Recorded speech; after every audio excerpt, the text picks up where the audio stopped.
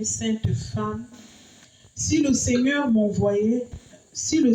envoyait la pluie pour remplir nos citernes, nous retrouverons des forces. Judith leur dit, écoutez-moi, je vais faire quelque chose d'extraordinaire qui se racontera de génération en génération dans notre peuple. Parole du Seigneur. Nous rendons grâce à Dieu. Si tu pouvais prier le Seigneur pour qu'il envoie la pluie et que nos citernes soient remplies. La paix du Christ. Amen. Alors pour la petite histoire, Judith était une veuve très riche. Le mari lui avait laissé beaucoup d'argent. Donc c'était une femme très pieuse.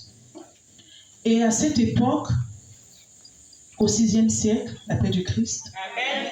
il y avait un roi, Nabuchodonosor, la paix du Christ. Amen.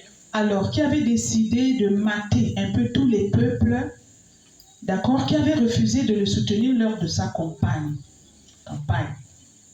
Il postulait face au roi de Perse. Alors, il a gardé, je vais dire, une dent contre tous ces peuples-là. Il a décidé de leur faire sa due. Et il avait à la tête de son armée le général Onupeste, c'est ça, non? Alors, il a donné l'ordre à son général de faire un peu tout le désordre jusqu'à ce qu'il tombe dans la ville de Bélune, c'est ça. Si je ne me trompe pas, parce que les noms sont un peu chauds. Amen. Alors, ils ont encerclé la ville pendant quelques mois et ils n'avaient plus de réserve.